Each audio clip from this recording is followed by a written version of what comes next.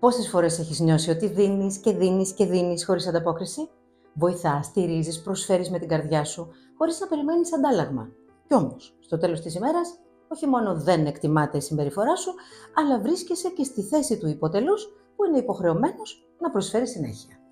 Και τότε αρχίζεις να αναρωτιέσαι. Μήπως κάνω κάτι λάθος? Γιατί δεν το εκτιμάει? Γιατί όταν δίνω απλόχερα οι άλλοι απομακρύνονται ή θεωρούν την προσφορά μου δεδομένη? Όταν είσαι το καλό παιδί, υπάρχουν 7 κομβικά στάδια που οι άλλοι χρησιμοποιούν για να σε ποδοπατήσουν και να σε ξεκοκαλίσουν. Σήμερα θα δούμε με βάση την ανθρώπινη ψυχολογία πώς οι άνθρωποι σταδιακά σταματούν να εκτιμούν ό,τι κάνεις για αυτούς και τι μπορείς να κάνεις εσύ, ώστε να μην γίνεις θύμα σε ένα βαρέλι χωρίς πάτο.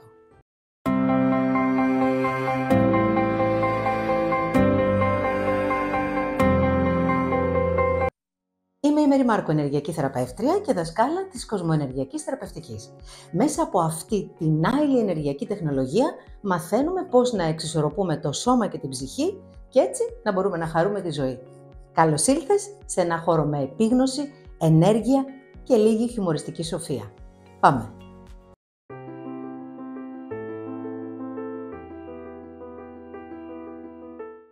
Όλα ξεκινούν με την προσμονή. Εδώ υπάρχει ένα μεγάλο μυστικό. Κανένας από τους ανθρώπους που έχουν γεννηθεί σε αυτό τον πλανήτη δεν έχει πάρει την ασφάλεια και την αγάπη που θα ήθελε επαρκώς από τη μητέρα του. Αυτό είναι νομοτελειακό, γιατί οι συνθήκες στη ζωή είναι πάντα τόσο δύσκολες από ένα βρέφος, ποτέ δεν έχει προλάβει να χορτάσει μανούλα. Και έτσι μεγαλώνοντας, αυτή η έλλειψη κυριαρχεί στο υποσυνείδητό του και δεν αφήνει ευκαιρία να προσπαθήσει να γεμίσει αυτή την τρύπα ο άνθρωπος με κάθε τρόπο. Όταν κάποιος λοιπόν δεν έχει συνηθίσει τη βοήθειά σου, την καλοσύνη σου, την προσφορά σου και εσύ εμφανίζεσαι ξαφνικά διατεθειμένος, τότε αυτή η κίνηση φαντάζει δώρο. Η αναμονή για το καλό που θα λάβει τον κάνει να ανυπομονεί, να συγκινείται, να νιώθει ευγνωμοσύνη. Εδώ είναι που νιώθεις κι εσύ πως σε εκτιμούν περισσότερο, αλλά μη βιάζεσαι. Στην αρχή είσαι ο ήρωας της ημέρας. Ο άλλος δεν το πιστεύει. Του λες μην ανησυχείς, εγώ είμαι εδώ για σένα. Και λάμπουν τα μάτια του. Σαν παιδάκι που μόλις του είπες πως θα φάει παγωτό αντί για βραδινό. Εκείνος σε κοιτάζει με θαυμασμό και εσύ νιώθεις σαν το Σούπερμαν χωρίς την πέρτα. Εκτός αν έχεις καμιά κρυμμένη. Τότε μπράβο σου. Αυτό το στάδιο είναι υπέροχο. Απόλαυσέ το. Γιατί δεν θα κρατήσει πολύ.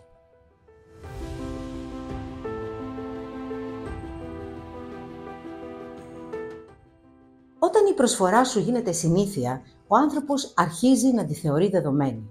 Δεν φταίς εσύ απαραίτητα, έτσι λειτουργεί ο εγκέφαλός μας. Ό,τι επαναλαμβάνεται πάβει να εντυπωσιάζει. Ο ψυχισμός αρχίζει να λέει, αφού το κάνει κάθε φορά, έτσι θα είναι πάντα. Δεν χρειάζεται να το σκέφτομαι παραπάνω. Και σιγά σιγά από το θαύμα περνάμε στο φυσιολογικό. Εδώ είναι που αρχίζει η ρουτίνα. Η βοήθεια γίνεται συνήθεια. Η προσφορά γίνεται αναμενόμενη υπόθεση. Όπως όταν ανοίγεις το φως στο μπάνιο. Δεν λες κάθε φορά «Wow, τι λάμπα είναι αυτή, τι ωραία που διαχέει το φως». Το θεωρείς δεδομένο. Έτσι αρχίζει να σε βλέπει και ο άλλος. Σαν φωτιστικό από το IKEA. Χρήσιμο, σταθερό, αλλά καθόλου γκλάμορους.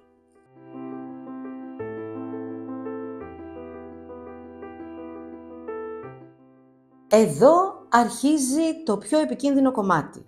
Ο εθισμός στην προσφορά σου. Ο άλλος όχι μόνο τη θεωρεί δεδομένη, αλλά τώρα πλέον την απαιτεί κιόλας. Κάθε φορά που δεν προσφέρεις, θυμώνει ή απογοητεύεται, λες και του χρωστάς. Ο εθισμός αυτός δημιουργεί μια ανισορροπία. Εσύ δίνεις και εκείνος απλώς καταναλώνει. Έτσι δημιουργεί το εθισμός. Όχι, δεν εννοώ ότι θα χρειαστεί να τον βάλεις και σε πρόγραμμα απεξάρτησης, αλλά σχεδόν. Αν δεν απαντήσεις άμεσα στο μήνυμά του, γίνεται σεισμός. «Μα πού είσαι? Χρειάζομαι τη γνώμη σου για το αν είναι καλύτερα να πάρω σουβλάκι ή πίτσα».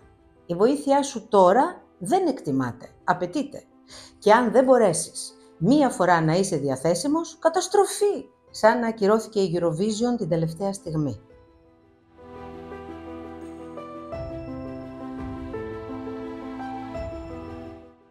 Σε αυτό το στάδιο πέφτει η νύχτα της λύθης. Ο άλλος ξεχνά πώς ήταν πριν να εμφανιστεί στη ζωή του. Ξεχνά τις δυσκολίες που αντιμετώπιζε και ποιες ήταν οι βοήθειες που ξαφνικά του πρόσφερες. Σβήνει η σύγκριση με τη ζωή του με το παρελθόν και μένει μόνο το τώρα. Και όταν η βοήθειά σου σταματά για λίγο, τότε ξαφνικά θυμάται. Αλλά όχι με ευγνωμοσύνη, με παράπονο, με απαιτητικότητα και καμιά φορά ακόμα και με θράσος. Κάπου εδώ ξεχνιούνται όλα.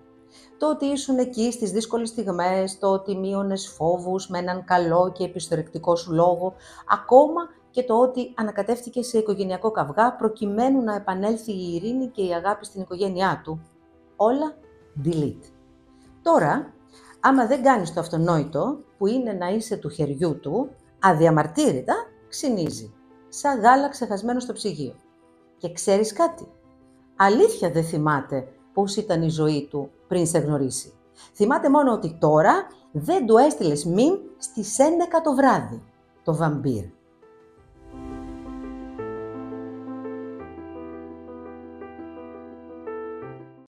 Και εσύ, τι γίνεται με σένα? Αρχίζεις να κουράζεσαι, νιώθεις αδικία, πόνο, ακόμη και θυμό.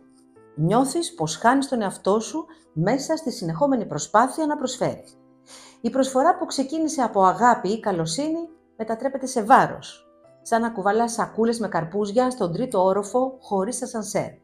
Και συχνά αυτή η φθορά οδηγεί σε απόσυρση, είτε συναισθηματική είτε πρακτική.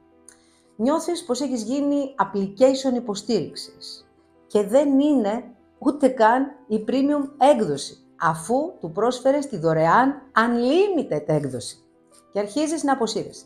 Ήσυχα, ευγενικά, παθητικά, με μία μικρή δόση ηρωνίας για να καταλάβει χωρίς να του το πεις. Ή με συνεχόμενες αρνήσεις, ελπίζοντας πως η βδέλα θα αποφασίσει να ξεκολλήσει από πάνω σου. Αμδε.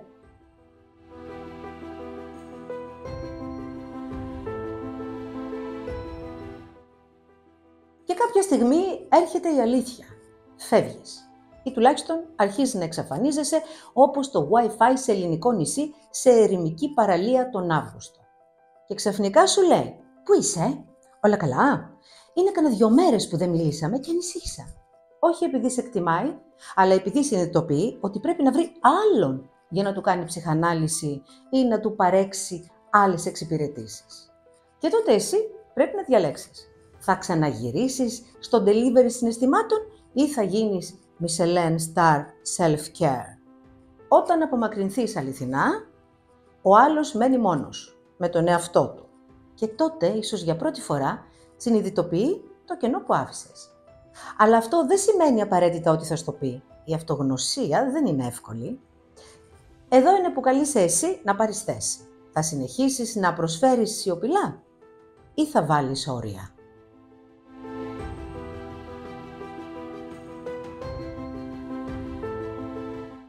Το όριο είναι το πιο τίμιο δώρο που μπορείς να κάνεις. Το όχι είναι μια πλήρης πρόταση. Μόνο μέσα από την απουσία ο άλλος καταλαβαίνει την αξία της παρουσίας σου. Η εκτίμηση δεν απαιτεί περισσότερη προσφορά. Απαιτεί ισορροπία. Μάθε να δίνεις χωρίς να εξαντλείς τον εαυτό σου. Μάθε να φεύγεις όταν χρειάζεται. Μόνο όταν σταματήσεις να δίνεις απεριόριστα, αρχίζουν οι άλλοι να καταλαβαίνουν τι πραγματικά είχες προσφέρει. Δεν χρειάζεται να είσαι διαθέσιμος 24 ώρες 7 ημέρες την εβδομάδα. Ούτε οι εταιρείες ηλεκτρισμού δεν το κάνουν αυτό και να φανταστείς ότι τις πληρώνουμε κιόλας. Εδώ, σε αυτό το πλανήτη, το παιχνίδι της ζωής παίζεται μέσα στο δίπολο. Είσαι είτε θήτης είτε θύμα. Ή δίνεις ή παίρνεις. Είσαι ευχαριστημένος ή είσαι δυσαρεστημένος. Αυτό ακριβώς το δίπολο είναι που χρειάζεται να σπάσουμε. Να βρούμε τη μέση λύση, τη χρυσή τομή. Αυτό το μοτίβο καθορίζει κάθε είδους σχέση, φιλική, αισθηματική, οικογενειακή, επαγγελματική. Η πρόκληση είναι να σταθούμε εκεί που μας αναλογεί, με διάβγεια, ισορροπία και αυτοεκτίμηση. Το δίπολο αυτό επιβιώνει διότι πάντα θα υπάρχουν από τη μία μεριά η ενοχική και από την άλλη η απαιτητική. Όταν δίνεις συνεχώς, δεν σημαίνει ότι είσαι καλός άνθρωπος, μπορεί απλώς να είσαι θύμα ή ακόμα και θήτης, αν πίσω από τη θυσία σου προσπαθείς να ελέγχεις καταστάσεις και ανθρώπους. Η υπερπροσφορά σου συχνά δεν είναι αγάπη. Είναι λείπασμα για τον εγωισμό κάποιου άλλου. Και έτσι θρέφεις ανθρώπους, αλαζόνες, χειριστικούς και αχόρταγους. Τώρα όμως ξέρεις, από εδώ και πέρα φρόντισε να μην μπει ξανά σε κανέναν από αυτούς τους ρόλους. Ούτε θύμα, ούτε θήτης. Ζήσε με μέτρο, με ισορροπία, με σεβασμό προς τον εαυτό σου. Και μην απογοητεύεσαι όταν δεν σε εκτιμούν. Απλώς βάλε όρια. Εκεί κρύβεται η αληθινή αξία σου. Βάλε και λίγο χιούμορ. Και αν θέλεις, βάλε και ένα ποτήρι κρασί και απόλαυσε τα όχι σου. Εσύ ξέρεις. Αν σου άρεσε αυτό το βίντεο, κάνε like, εγγραφή, χτύπα το καμπανάκι, μοιράσου το με κάποιον που το χρειάζεται και γράψε μου στα σχόλια. Έχεις υπάρξει θύμα υπερπροσφοράς? Μέχρι την επόμενη φορά, θυμήσου. Δεν είσαι ο βοηθός της ζωής κάποιου. Είσαι ο πρωταγωνιστής της δικής σου.